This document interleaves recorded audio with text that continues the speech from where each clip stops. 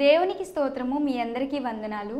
ఈ దినము కొరకై ఏర్పాటు చేయబడిన వాక్య భాగము అపోస్తల కార్యములు 4వ అధ్యాయం 19వ వచనం. అందుకు పేతురును యోహానును వారిని చూచి, దేవుని మాట వినుట కంటే మీ మాట వినుట దేవుని దృష్టికి న్యాయమా? మీరే చెప్పుడి. ఆమేన్. దేవునికి స్తోత్రం. హల్లెలూయా, హల్లెలూయా. మన ప్రభువును ప్రియరక్షకుడైనటువంటి యేసుక్రీస్తు నామములో శాంతి టీవీలో ప్రసారం అవుతున్నటువంటి ఆయన హెచ్చవలసి ఉన్నది అనేటువంటి ఈ అనుదిన ఆత్మీయ కార్యక్రమ వీక్షకులైన మీ అందరికీ నా హృదయపు లోతులో నుంచి ప్రత్యేకమైన వందనాలు, అభినందనలు తెలియజేస్తున్నాను. దేవునికి స్తోత్రం. హల్లెలూయా. మీ అందరికీ ప్రత్యేకమైన వందనాలండి. మరొక పర్యాయం మిమ్మల్ని ఇలా కలుసుకోవడానికి దేవుడు ఇచ్చిన మంచి అవకాశాన్ని బట్టి నేను దేవుని స్తుతిస్తున్నాను. రేపేమి జరుగునో మనకు తెలియదు. రేపు అనేదానికి రూపు లేదు. ఈరోజు జరుగుతుంది మాత్రమే మనం దాన్ని ఫేస్ చేస్తున్నాం, ఎదుర్కొంటున్నాం, దాన్ని చూస్తున్నాం. కానీ రేపేమి జరగబోతుందో మనకు తెలియదు. అలాగని రేపుకు రూపు లేదని పూర్తిగా చెప్పలేము. రేపుకు ఒక రూపు కూడా ఉంది. లోకపరంగా రేపు అనేదానికి రూపు లేకపోవచ్చేమో, కానీ ఆత్మ సంబంధంగా రేపు అనేదానికి ఒకవేళ నిత్యత్వంలో కానీ ఉంటే దానికి ఒక చక్కని రూపు ఉందని, ఆ రూపాన్ని గురించి మనం ప్రకటన గ్రంథంలోనూ అక్కడెక్కడ బైబిల్లో చూడగలం. దేవుని స్తోత్రం. ఈ కార్యక్రమాన్ని ఆయా ప్రదేశాల్లో ఉండి చూస్తున్నవారు తెలంగాణ నుంచి, మహారాష్ట్ర నుంచి, తమిళనాడు నుంచి, కర్ణాటక నుంచి, కర్ణాటకలో కొన్ని ప్రాంతాల్లో ఉన్నటువంటి ప్రియులు చూస్తున్నారు. వారిని బట్టి నేను ప్రభునామాన్ని మహింపరుస్తున్నాను. చెన్నైలో ఉన్నటువంటి కొంతమంది కార్యక్రమాలు చూస్తున్నారు. వారిని బట్టి నేను ప్రభునామాన్ని మహింపరుస్తూ ఈ సమయంలో కార్యక్రమంలో మనం ముందుకు సాగుదాం. ప్రార్థనాపూర్వకంగా మనం సిద్ధపరుచుకుందాం మన హృదయాల్ని. రండి, తలలోంచండి, కళ్ళు మూసుకోండి. ప్రార్థన. మహోన్నతుడు అయిన మా దేవా, మీకు వందనాలు. మాకిచ్చిన మంచి దినము కొరకై మీకు వందనాలు. మమ్మల్ని ఈ దినం మీరు సజీవులుగా ఉంచారు, అందును బట్టి నేను స్తుతిస్తున్నా. ప్రభువా, మీకు వందనాలు చెల్లిస్తున్నా. మా స్థానిక సంఘంలో జరుగుతున్నటువంటి ఉపవాస కూడికలను బట్టి మీకు వందనం చేస్తున్నా. మీ సన్నిధిలో ఉంటూ, మీతో మాట్లాడుతూ, మీ మాటలు వింటూ, మీతో గడపడం ఒక దివ్యమైన అనుభవంగా ఉంది. ఈ అనుభవాన్ని బట్టి మిమ్మల్ని స్తుతిస్తున్నాం ప్రభువా. ఈ అనుభవాన్ని మీరు మాకు ఇచ్చినందుకు మీకు వందనాలు. ఈ అనుభవాన్ని అనేకులకు ఇవ్వమని కోరుకుంటున్నాం తండ్రి. మీకు వందనాలు చెల్లిస్తున్నాం. మీరు ఈ లోకంలో ఉన్నప్పుడు పరిచర్యకు ముందు 40 దినాలు మీరు ఉపవసించినట్లుగా మేము చూస్తున్నాం. అంతేకాకుండా నాయన అన్న అనేటువంటి ఆ ప్రవక్తి అనేక దినాలుగా ఉపవాసంలో ఉన్నట్టుగా మేము చూస్తున్నాం తండ్రి. మీకు వందనాలు చెల్లిస్తున్నాం. మా బాహ్య పురుషుడు కృషించాలి. మా బాహ్య పురుషుడు కృషించినప్పటికీ కూడా మా ఆంతర్య పురుషుణ్ణి మీరు నూతన పరుస్తున్న విధానం కొరకే మీకు వందనాలు. ఆంతర్య పురుషుణ్ణి మీరు బలపరుస్తున్నందుకు మీకు వందనం చేస్తున్నాం. ఆంతర్య పురుషుల్లోకి అనేక ఆత్మ సంబంధమైన సంగతులను మీరు ఉంచుతున్నందుకు మీకు వందనం చెల్లిస్తూ ప్రభా, సకల పరిశుద్ధులు మేము జ్ఞాపకం చేసుకుంటున్నాం. సంఘాల మధ్యలో ఐక్యత, సంఘాల్లో ఉద్యోగం కొరకు ప్రత్యేకంగా ప్రార్థన చేస్తున్నాం. ఈ సమ్మర్లో జరుగుతున్నటువంటి వేరువేరు మీటింగ్స్, వేరువేరు స్వార్థ సభలు, లేకపోతే ఉద్యోగ కూడికలు, ఆశీర్వాద పండుగలు, ప్రభా, వీటన్నిటి కొరకు మేము ప్రత్యేకంగా ప్రార్థన చేస్తున్నాం. మునికోలల వంటి మీ ప్రజలని మీరు దర్శించండి. వారిని ఇంకనూ వాడి అయిన వారిగాను, ప్రభా, సూదిగా ఉన్నవారుగాను, షార్పుగా ఉన్నవారుగాను, చురుకుగా ఉన్నవారుగాను మీరు మార్చండి. ఈ దేశాన్ని మీ చేతిలో సమర్పిస్తున్నాం. దేశంలో, రాష్ట్రంలో మంచి పరిపాలన మీరు మాకు అనుగ్రహించండి. మంచి నాయకులను మీరు మాకు అనుగ్రహించండి. ఈ దేశంనైనా రాబోయే దినాల్లో ఆర్థికంగా అన్ని రంగాల్లో ఉన్నతమైన స్థానంలో ఉండగలటకు సహాయం చేయమని అడుగుకుంటున్నాం. దాని కొరకు మా సంఘాలన్నీ మేము ప్రార్థించగలటకు, స్థానిక సంఘాలన్నీ ప్రార్థించి ఈ భారతదేశంలో గొప్ప ఉద్యమాన్ని మేము చూడగలటకు సహాయం చేయమని అడుగుకుంటూ ముందున్న సమయాన్ని మీ చేతిలో సమర్పిస్తూ యేసు నామములోనే ప్రార్థించగలుగుతున్నాం పరమ తండ్రి. ఆమేన్, ఆమేన్, ఆమేన్. దేవుని స్తోత్రం. రండి, you are welcome to watch this daily spiritual programme called He Must Increase, being broadcasted in Shanti TV. Shanti means peace. Peace TV. ఈ లోకల్ ఛానల్కి, లోకల్ క్రిస్టియన్ ఛానల్కి మిమ్మల్ని ఇన్వైట్ చేస్తున్నాం. దేవుని స్తోత్రం. ఈ సమయంలో మనం దేవుని వాక్యాన్ని ధ్యానించుకుందాం. దేవుని సేవకుడు దేవుని వాక్యాన్ని వివరించడం, దేవుని వాక్యాన్ని బోధించడం, దేవుని వాక్యాన్ని ప్రకటించడం, దేవుని వాక్యాన్ని మోసుకొని వెళ్ళడం, దేవుని వాక్యాన్ని నేర్పించడం నిజంగా ఎంత గొప్ప ధన్యత. దేవుని స్తోత్రం. వేరువేరు వృత్తుల్లో ఉన్నవాళ్ళు తమకు సంబంధించిన పుస్తకాలు వెంట పెట్టుకుని వెళ్తారో లేదో నాకు తెలియదు, కానీ వేరువేరు ప్రొఫెషన్స్లో ఉన్నవాళ్ళు కానీ దేవుని దాసులంగా ఈ ప్రొఫెషన్లో ఉంటూ దైవ గ్రంథాన్ని చేత పట్టుకొని వెళ్తున్నాం. దేవుని వాక్యంలో రాయబడింది, జీవవాక్యమును చేత పట్టుకొని వక్రతరము మధ్యలో, మూర్ఖులైన వారి మధ్యలో మీరు జ్యోతుల వలె ప్రకాశిస్తున్నారు. వాక్యాన్ని బట్టి పొందుకున్న వెలుగును బట్టి ప్రకాశించడానికి, ఈ చీకటి ప్రపంచంలో, ఈ అంధకార సమాజంలో ప్రకాశించడానికి దేవుడు మనకు అవకాశం ఇచ్చాడు. వాక్యాన్ని పట్టుకున్న వాళ్ళు వెలిగిపోతారు, వెలిగించబడతారు. వాక్యాన్ని పట్టుకున్న వాళ్ళు లోకాన్ని వెలిగిస్తారు. మన లోకాన్ని వెలిగిస్తాం. మనం అందుకొరకే వెలుగు అని ప్రభు చేత చెప్పడ్డాం. We're the light. Church is the light. Church is the lighthouse. దేవుని స్తోత్రం. హల్లెలూయా. నిన్నటి ఎపిసోడ్లో మనం సైన్ లేకపోతే సూచక్రియ గురించి మాట్లాడుకున్నాం. ఆ సూచక్రియ ఎటువంటిది, ఆ సూచక్రియ యొక్క లక్షణాలు ఏంటి? వారి ద్వారా అనగా అపోస్తలుల ద్వారా, అనగా పేతురు యోహాను ద్వారా మాత్రమే కాదు, మిగతా 12 మంది ద్వారా దేవుడు అనేకమైనటువంటి కార్యాలు చేశాడు. మిగతా 10 మంది ద్వారానే కాదు, నమ్మిన వారి వలన ఈ సూచక్రియలు కనబడును. యేసును విశ్వసించిన వారి ద్వారా మొదటి శతాబ్దంలో దేవుడు తన కార్యములు జరిగించాడు. అలాగైతే 21వ శతాబ్దంలో కూడా యేసును విశ్వసించిన వారు అద్భుతములు చేయగలరు, ఆశ్చర్యకార్యములు జరిగించగలరు, దెయ్యములు వెళ్ళగొట్టగలరు, గొప్ప కార్యములు జరిగించగలరు. అవి ఆయన నామములో, ఆయన నామ మహిమార్థమై. అంతవరకే కానీ దీనికేవో దెయ్యాలు వెళ్ళగొట్టడానికి కొంతమంది స్పెషలిస్టులు, రోగాల్ని బాగు చేయడానికి కొంతమంది స్పెషలిస్టులు, వాక్యం చెప్పడానికి కొంతమంది స్పెషలిస్టులు అని వాక్యంలో ఎక్కడా లేదు. కాబట్టి స్పెషలైజ్డ్ అయినా కాకపోయినా, స్పెషలిస్టులు అని ఎంచబడినా ఎంచబడకపోయినప్పటికీ కూడా ఆయన నామాన్ని ఆశ్రయించి, ఆయన్ని ఆశ్రయించి మనం ఆయన పక్షాన్ని నిలబడితే ఆయన కార్యాలు జరిగిస్తాడు. అది ఏ దేశంలోనైనా, ఏ ఖండంలోనైనా, ఏ రాష్ట్రంలోనైనా, ఏ జిల్లాలోనైనా, ఏ గ్రామంలోనైనా. దేవుని స్తోత్రం. హల్లెలూయా. సూచక క్రియను గురించి మనం ఆలోచించినప్పుడు అక్కడ రాయబడింది ఇట్స్ ఎ నోటబుల్ సైన్. ప్రసిద్ధమైనటువంటి అనగా పాపులర్ అయినటువంటి, పాపులర్ అయినా అవుతున్నా ఇంకా దాని గురించి న్యూస్, దాని గురించి మాట్లాడుకుంటున్నారు. ఈ సూచక్రియ గురించే కాదు, చాలా సూచక్రియలు జరిగాయి. ఎన్ని సూచక్రియలు జరిగాయో రాయబడలేదు 2వ అధ్యాయం 45వ వచనంలో, కానీ జరుగుతూనే ఉన్నాయి. మిరకిల్స్ హ్యాస్ బిగన్ అనగా సంఘము ఆరంభమైన తర్వాత చాలా సంవత్సరాల తర్వాత మిరకిల్స్ లేకపోతే అద్భుతాలు, ఆశ్చర్యకార్యాలు జరుగుతున్నాయని కాదు. సంఘం ఆరంభమైంది. సంఘము ఆరంభం కావడమే అదొక అద్భుతం. సంఘ ఆవిర్భావం, the origin of the church itself is a miracle. It's a sign. Sign to the world. It's a warning to the world. It's a light to the world. దేవుని స్తోత్రం. ఇప్పుడు ఆ సంఘం ద్వారా దేవుడు ఆశ్చర్యకార్యాలు జరిగిస్తున్నాడు. సంఘములో నాయకుల ద్వారా, అనుచరుల ద్వారా దేవుడు కార్యాలు జరిగిస్తున్నాడు. ఈ అంత్య దినాల్లో కూడా దేవుడు అదే విధంగా చేయాలని ఆశిస్తున్నాడు. అనగా దేవుడికి వేరే మోడల్స్ లేవా అంటే ఉన్నాయి, బోల్డ్ ఉన్నాయి. అయినప్పటికీ అంత్య దినాలు దేవుడు అలా జరిగిస్తున్నాడు. దేవుని స్తోత్రం. అదే ప్రసిద్ధమైనది. It's a popular miracle.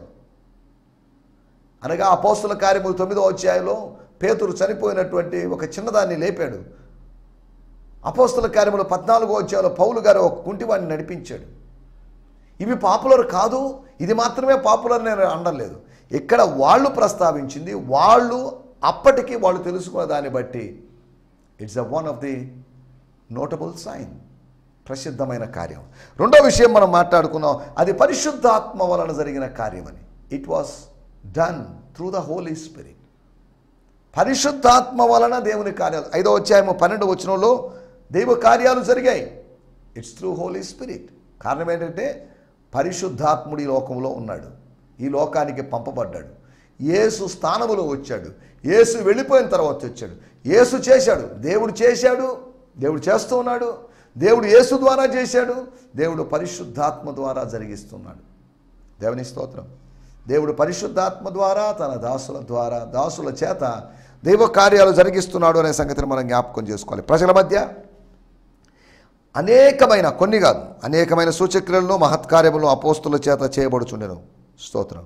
వారందరూ ఏక మనస్కులై సొలొమోను మంటపంలో ఉండిరి. సూచక్రియలు జరుగుతున్నాయి కదా. సూచక్రియ చేసే మేమంతా ఒక గ్రూప్, సూచక్రియ చేయనిటి వాళ్ళందరూ ఒక గ్రూప్ అని వాళ్ళు విభజించబడలేదు.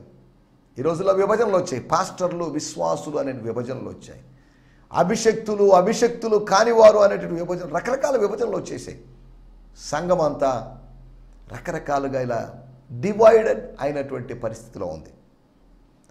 మనం ఇక్కడ ఆలోచిస్తున్న మాట మూడోది, అది ప్రత్యేకమైనటువంటి మిరకల్.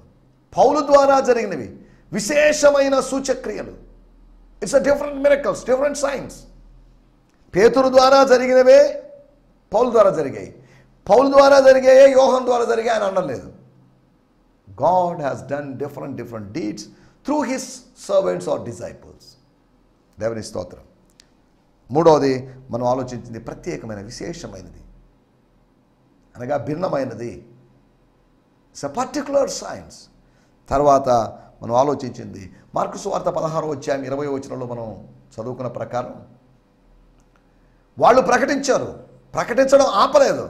ఎందుకులేండి కొంతకాలం బ్రేక్ తీసుకుందాం. బ్రేక్ తీసుకుంటున్నాము అనుకుంటే బ్రేక్ త్రూ రాదు. బ్రేక్ తీసుకోకూడదు, విశ్రమించకూడదు, ఏమాత్రం విసిగిపోకూడదు, విశ్రమించకూడదు. పూర్తిగా విశ్రాంతి తీసుకోవద్దని కాదు నా మాటల యొక్క ఉద్దేశం. రూతు గ్రంథం 2వ అధ్యాయం ధ్యానిస్తున్నప్పుడు, మనం ఆలోచిస్తున్నప్పుడు మనకు అర్థమయ్యేట విషయం ఏంటంటే, తాను పొలంలో పనిచేసుకుంటూ మధ్యాహ్నం లంచ్ బ్రేక్ టైంలో కొద్ది సమయం తీసుకుంది. మళ్ళీ వెంటనే లేచి తాను పరిగెలు ఏరడానికి వెళ్ళింది. తన పని మీద తాను దృష్టి పెట్టింది. పనికి బలాన్ని ఇచ్చేటువంటి ఆహారం మీద కాదు, పని తర్వాత పని ముందు తినే ఆహారం మీద దృష్టి పెట్టలేదు.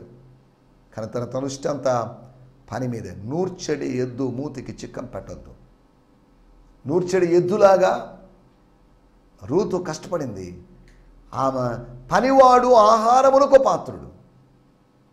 ఆ పనికైతే మోయాబీరాలు కావచ్చు, ఇశ్రాయేలు కావచ్చు, ఆహారమునకు మరియు జీతమునకు ఏమో రెండిటికి పాత్రురాలైంది. అక్కడ మొదట ఆహారానికి, తర్వాత జీతానికి, తర్వాత వ్యక్తికి పాత్రురాలైంది. సరే, దేవుని స్తోత్రం. మనం వీటన్నిటిలోకి వెళ్ళలేదు. ఎందుకు చెప్తున్నానంటే, దేవుడు మన ద్వారా కార్యాలు జరిగిస్తాడు. మనము ప్రకటిస్తే దాని ప్రతిఫలంగా పరిశుద్ధాత్మ ద్వారా కార్యాలు చేస్తాడు. నేను పని చేయకుండా ఆయన పని చేయడు. నేను ఒక స్టెప్ వేయకుండా ఆయన స్టెప్ వేయలేడు. నేను వేయకుండా కూడా ఆయన స్టెప్లు వేస్తాడు. కానీ తాను ఎక్కడో ఉండి ప్రార్థన చేసుకుంటూ కూర్చుంటే సమరయలో అద్భుతాలు ఆశ్చర్యకారాలు జరగలేదు.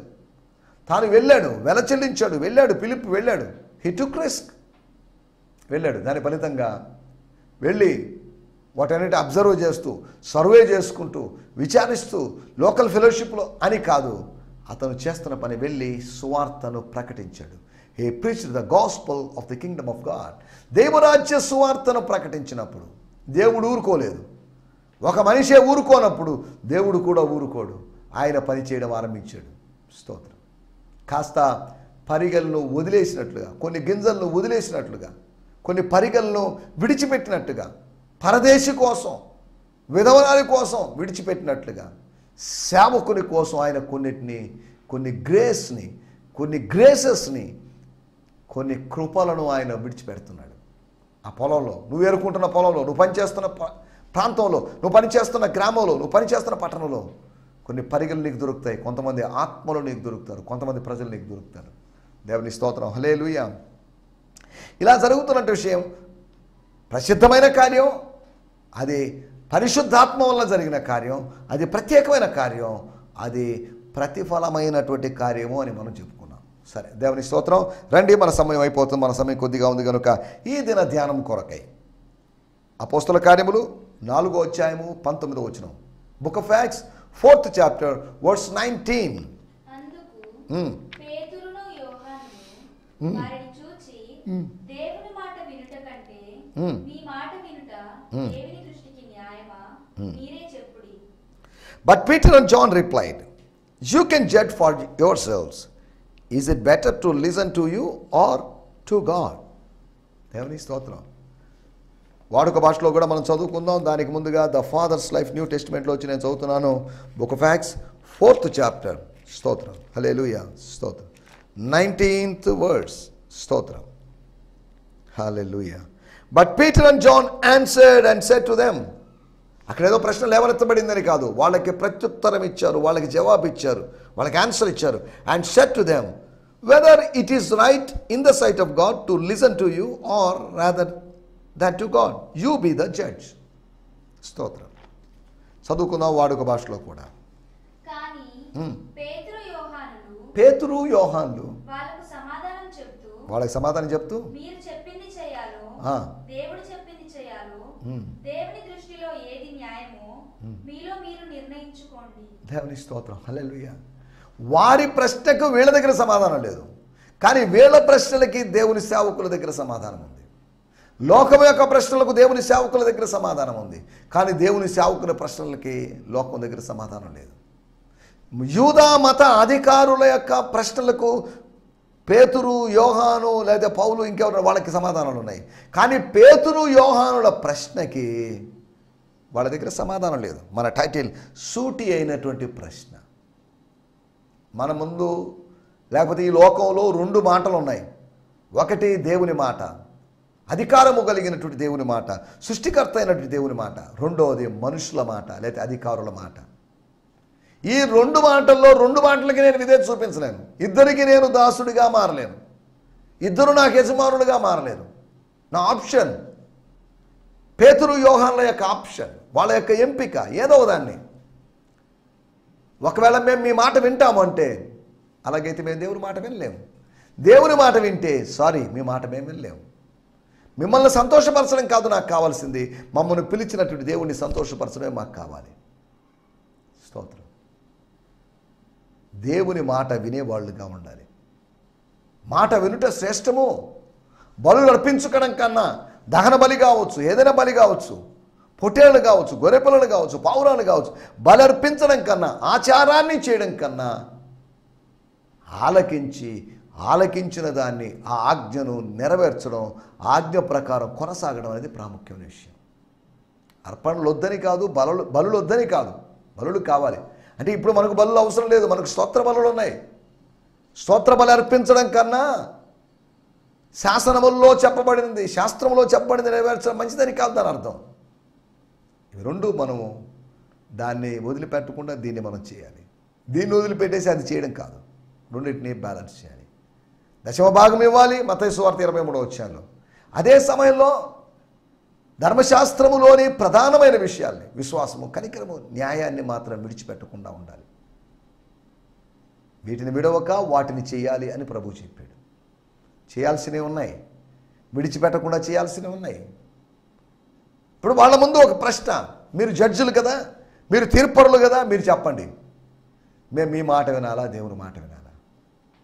మీ మాట దేవుని మాట ఇలా ఉన్నప్పుడు మా మనస్సాక్షి చెప్తున్న మాట ఏంటంటే వాళ్ళ మాట వినాల్సిన అవసరం లేదు, దేవుని మాట వినాలి. మన మనస్సాక్షి చెప్తుంది లిసన్ టు గాడ్. రూపాంతరం కొండ మీద పేతురు, యోహాను, యాకోబులు ఉన్నారు, యేసు ప్రభు ఉన్నాడు. రూపాంతరం కొండ మీదకి ఏలియా వచ్చాడు, రూపాంతరం కొండ మీదకి మోషే వచ్చాడు. బాగానే ఉంది. ఇంచుమించు 6 మంది ఆ రూపాంతర కొండ మీద ఉన్నారు. కానీ స్వర్గము ఒక వ్యక్తి గురించే సాక్ష్యం చెప్పింది, దేవుడు తన కుమారుని గురించే సాక్ష్యం చెప్పాడు. మీరు ఎంతకాలం మోషే మాట విన్నారు, ఎంతకాలం ఏలియా మాట విన్నారు, ఇక ముందు నా కుమారుని మాట వినండి అని కాదు. ఆయన మాటలు, వారి మాటలు ప్లస్ ఈయన మాటలు వినండి అని కాదు. అనగా ఏలియా మోషేల కన్నా గొప్పవాడు నా కుమారుడు, నా కుమారుని మాటలు వినండి. Listen to Jesus, Jesus alone. వేరే మాటలు వినొద్దు, వేరే వాళ్ళ మాటలు వినొద్దు, వేరే వాళ్ళ పొలానికి వెళ్ళొద్దు అని బోయజు రూతు చెప్పినట్లుగా దేవుని సేవకులుగా వేరే మాటలు వినొద్దు, లోక సంబంధమైన మాటలు వినొద్దు, అవిశ్వాసంతో కూడుకున్న మాటలు వినొద్దు. దానివల్ల ఎటువంటి ప్రయోజనం లేదు. ఇక్కడ రాయబడిన మాటల్లోకి వచ్చేద్దాం. సూటి అయిన ప్రశ్న, మీరు చెప్పండి. వాళ్ళ దగ్గర దానికి సమాధానం లేదు. ఎన్నో సూటి అయిన ప్రశ్నలు ఉన్నాయి. దేవుని యొక్క సూటి అయిన ప్రశ్నలకి యోబు దగ్గర సమాధానం లేదు. వీళ్ళ దగ్గర యోబును గురించి ఎరిగిన వాళ్ళు, అబ్రహామును గురించి ఎరిగిన వాళ్ళు, ధర్మశాస్త్రం ఎరిగిన వాళ్ళకి వాళ్ళ దగ్గర సమాధానం లేదు. No answer. వీళ్ళకి సమాధానం ఉంది. అనగా సమాధానం ఇచ్చేది స్వర్గము నుంచి మనకు అనుగ్రహించబడిన కృప చొప్పునే. వాళ్ళకి సాతాను పాతాళము లేకపోతే నరకలోకం పాతాళలోకం అపవాది వాళ్ళకి జ్ఞానం అనుగ్రహించి వాళ్ళ చేత మాట్లాడించగలడు. కానీ దైవ జ్ఞానం ముందు సరే వాళ్ళు ప్రశ్న అర్థం కానట్టు అర్థమైనట్టు దీనికి ఏం చెప్పినా తలనొప్పి. మా మాట వినండి అని అంటే దేవుని మాట ఎందుకు వినకూడదు? సరే దేవుని మాట వినండి అంటే మా మాట వినకూడదని ఆ రోజు మీరే కదా మీ మాట వినకూడదని చెప్పింది అని అంటారు. ఏ విధంగానైనా ఇరుకున పడిపోతామని చెప్పేసి వాళ్ళు సైలెంట్ అయిపోయారు, మౌనం వహించారు. ఒకటి నేను మీకు జ్ఞాపకం చేయదలుచుకున్న మాట 4వ అధ్యాయం 19వ వచనంలో ఆ సూటి అయిన ప్రశ్న యొక్క వెలుగులో మనకు కనిపించే 4 విషయాలు. అన్యాయపు ఆజ్ఞ, అన్రైచియస్ కమాండ్మెంట్, అన్రైచియస్ ఆర్డర్. అన్యాయపు ఆజ్ఞ ఏంటో తెలుసా? మా మాట వినండి, ఆయన మాటలు వినొద్దు, ఆయన మాట చెప్పొద్దు. దేవుడు అంటే ఎవరు? పేతురు యోహానుల దేవుడు వేరే అని కాదు. వాళ్ళు సేవిస్తున్న అదే దేవుడు, మన పితరుల దేవుడు, మన దేవుడు, మీ దేవుడు, మా దేవుడు. దేవుడు అందరికీ ఒక్కడే. దేవుళ్ళకి కులాలు అంటగట్టి, దేవుళ్ళకి ప్రాంతాలను అంటగట్టి, అయితే దేవుళ్ళకి అని కాదు దేవునికి అలా ఎంతోమంది ప్రవర్తిస్తున్నారు. ఆఫ్రికా ఖండములో కూడా ఆఫ్రికన్ జీసస్, యేసు ఆఫ్రికా రూపంలో ఉన్నాడు, ఏషియన్ వ్యక్తి రూపంలో కాదు, ఆయన భౌతికమైన రూపం అని చెప్పేసి ఆఫ్రికన్ ఇమేజ్లో ఉన్నటువంటి యేసుని కొన్ని వర్గాల వాళ్ళు, కొన్ని డినామినేషన్ వాళ్ళు వర్షిప్ చేస్తున్నారు. యేసు యొక్క రూపాన్ని బట్టి కాదు, యేసు ప్రభు చేసేటువంటి కార్యాలను బట్టి మనం ఆయన స్తుతించాలి. సరే, దేవుని స్తోత్రం. మొట్టమొదటి విషయం అన్యాయపు ఆజ్ఞ. మీ ఆజ్ఞ సమంజసంగా లేదు, మీ కమాండ్మెంట్, మీ ఆర్డర్ సరిగా లేదు, జీవో సరిగా లేదు. చాలాసార్లు ఆయా ప్రభుత్వాల కాలంలో జీవోలు సరిగా ఉండవు, ఇతరులను ఇబ్బంది పెట్టే జీవో. మీ జీవో మీ రాజ్యాంగం ప్రకారం చేశారో, మాకొక జీవో ఉంది, ఆ జీవో పరలోకపు రాజ్యాంగం నుంచి వచ్చింది, మేము దానికి లోపడతామండి. మీరు శిక్షించాలనుకుంటే శిక్షించండి. ఈరోజు శిక్షించే విధానం కనుగొనలేకపోయారని రాబోయే రోజుల్లో కూడా కనుగొనలేకపోతారని మేము అనుకోవట్లేదు. మీరు కనుగొంటారు, మీరు మమ్మల్ని శిక్షిస్తారు. We're ready to die, we're ready to be bind, we're ready to be killed. దేనికైనా మేము రెడీగా ఉన్నాం. ఈ నడికట్టు కలిగిన వాడిని పట్టుకుంటారన్నప్పుడు, బంధిస్తారన్నప్పుడు ఇట్స్ ఓకే, నో ప్రాబ్లం. ఏమయ్యా అగబాస్ ఏంటి పిచ్చి పిచ్చి ప్రవచనాలు చెప్తున్నావు అని పౌలు గారు అడగలేదు. That's true, that's going to happen. Brother చెప్పింది, అగబాస్ ప్రాఫెట్ చెప్పింది, నా సహోదరుని చెప్పింది వాస్తవమే.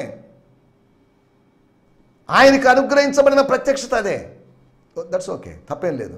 కానీ అదే సమయంలో నాకు అనుగ్రహించబడిన ఆలోచన ఏంటంటే, నా ఆశయం ఏంటంటే, అవసరమైతే చచ్చిపోవడానికి నేను సిద్ధం. బంధించబడతాడు అనేది ఆయనకు అనుగ్రహించబడిన రెవల్యూషన్. నాలో ఉన్నటువంటి ఒక డిజైర్ ఏంటి అంటే చంపబడ్డం. బంధించబడ్డం కాదు నా కోరిక. అరే, నా కోరికని ఆయన చెప్పేశాడే ప్రవచనంగా, నా మనసులో ఉన్నది చెప్పేశాడని కాదు. But I want to go beyond the ప్రొఫెసీ. My Dzire is beyond this spoken word.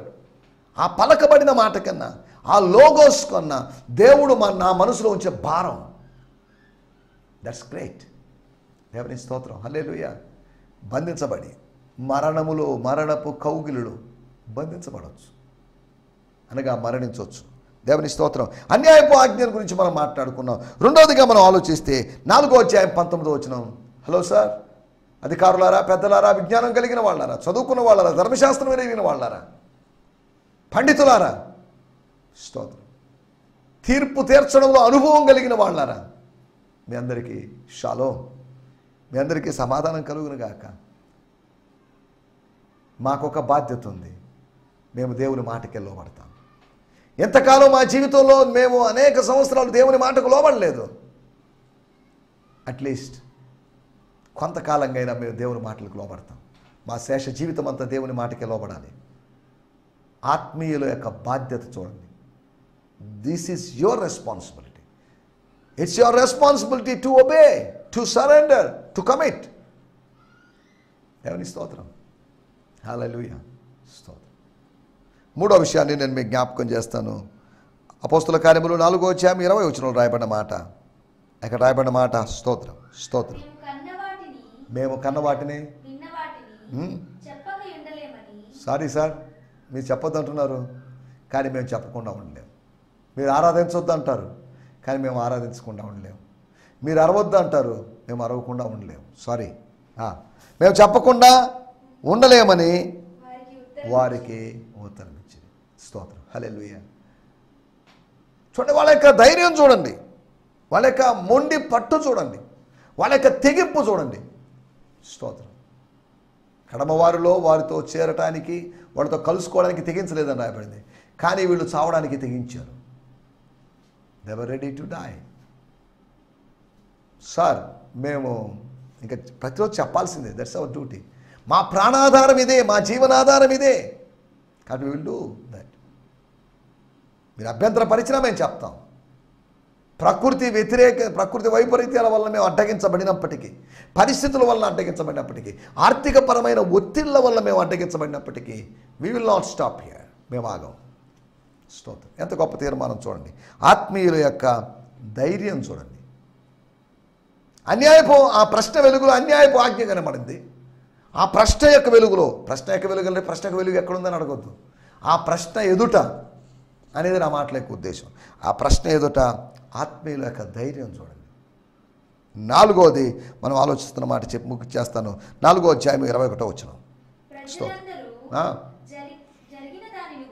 ప్రజలందరూ జరిగిన దాని గురించి, ఈ డిస్కషన్, ఈ ఆర్గ్యుమెంట్, ఈ కోర్ట్, ఈ ట్రయల్, ఈ ఇన్వెస్టిగేషన్, దీన్ని బట్టి దేవుని మహిమపరుస్తున్నారు. వాళ్ళు అరవలేదు, వాళ్ళని కొట్టండి, చంపండి, ఊరిని వదిలిపెట్టద్దు, వాళ్ళకి రాయితీ ఇవ్వద్దు, మినహాయింపు ఇవ్వద్దు, కొట్టండి, ఏమాత్రం కనికరం చూపించొద్దు అని అనలేదు. ప్రజలందరూ దేవుని మహిమపరుస్తూ ఉన్నారు. దేవుని స్తోత్రం. ఆత్మీయుల యొక్క అభినందన చూడండి. పేతురు యోహాన్ని అభినందించారని కాదు, దేవుణ్ణి అభినందిస్తున్నారు. They were appreciating, they were praising, they were glorifying, they were honouring God. దేవుని స్తోత్రం.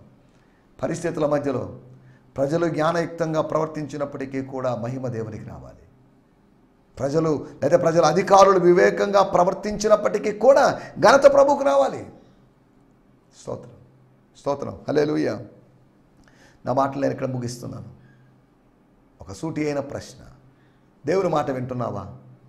మనుషుల మాట వింటున్నావా? సంస్థల మాట వింటున్నావా? సృష్టికర్త మాట వింటున్నావా? సేవకుల మాట వింటున్నావా? సర్వమైనటువంటి దేవుని మాట వింటున్నావా?